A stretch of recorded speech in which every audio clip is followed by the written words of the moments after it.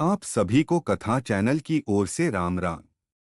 वैदिक पुराणिक कथा सुनने के लिए कथा चैनल को सब्सक्राइब करें।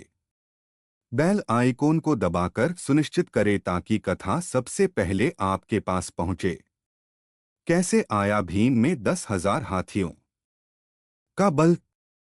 पांडुपुत्र भीम के बारे में माना जाता है कि उसमें 10,000 हाथियों का बल था, जिसके चलते एक बार तो उसने अकेले ही नर्मदा नदी का प्रवाह रोक दिया था। लेकिन भीम में यह 10,000 हाथियों का बल आया कैसे, इसकी कहानी बड़ी ही रोचक है। कौरवों का जन्म हस्तिनापुर में हुआ था, जबकि पांचों पांडवों का जन्म वन में हुआ था। पांडवों के जन्म के कुछ वर्ष पश्चात पांडु का निधन हो गया। पांडु की मृत्यु के बाद वन में रहने वाले साधुओं ने विचार किया कि पांडु के पुत्रों अस्थि तथा पत्नी को हस्तिनापुर भेज देना ही उचित है। इस प्रकार समस्त ऋषिगण हस्तिनापुर आए और उन्होंने पांडु पुत्रों के जन्म और पांडु की मृत्यु के संबंध में पूरी बात भीष्म, धृतराष्ट्र आदि को बताई। भीष्म को जब यह बात पता चली तो उन्होंने कुंती सहित पांचों पांडवों को हस्तिनापुर बुला लिया। हस्तिनापुर में आने के बाद पांडवों के वैदिक संस्कार संपन्न हुए। पांडव तथा कौरव साथ ही खेलने लगे। दौड़े में, निशाना लगाने तथा कुश्ती आदि सभी खेलों में भीम सभी धृतराष्ट्र पुत्रों को हरा देते थे। भीमसेन कौरवों से होड़ के कारण ही ऐसा करते थे, लेकिन उनके मन में कोई वैरभाव नहीं था। परंतु दुर्योधन के मन में भीमसेन के प्रति दुर्भावना पैदा हो गई। तब उसने उचित अवसर मिलते ही भीम को मारने का विचार किया। दुर्योधन ने एक बार खेलने के लिए गंगा तट पर शिविर लगवाया।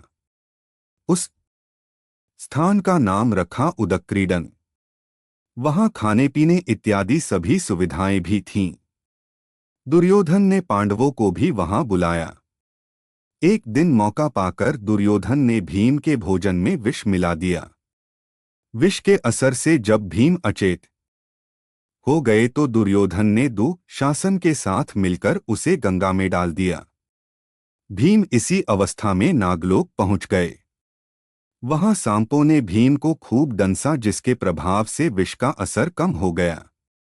जब भीम को होश आया तो वे सर्पों को मारने लगे। सभी सर्प डरकर नागराज वासुकी के पास गए और पूरी बात बताई। तब वासुकी स्वयं भीमसेन के पास गए। उनके साथ आर्यक नाग ने भीम को पहचान लिया। आर्यक नाग भीम के नाना का नाना था।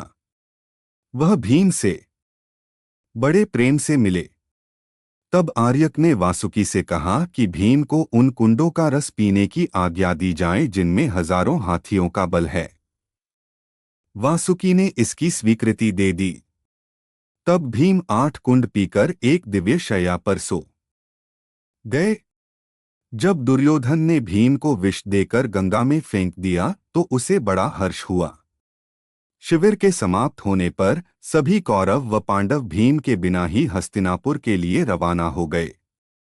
पांडवों ने सोचा कि भीम आगे चले गए होंगे।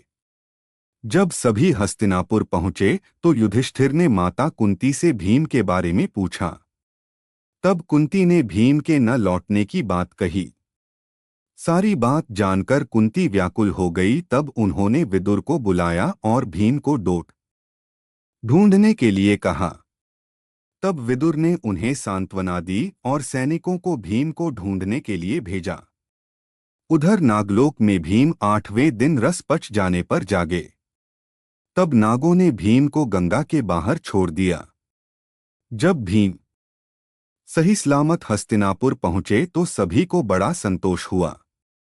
तब भीम ने माता कुंती व अपने भाइयों के सामने दुर्योधन द्वारा विष देकर गंगा में फेंकने तथा नागलोक में क्या क्या हुआ यह सब बताया। युधिष्ठिर ने भीम से यह बात किसी और को नहीं बताने के लिए कहा।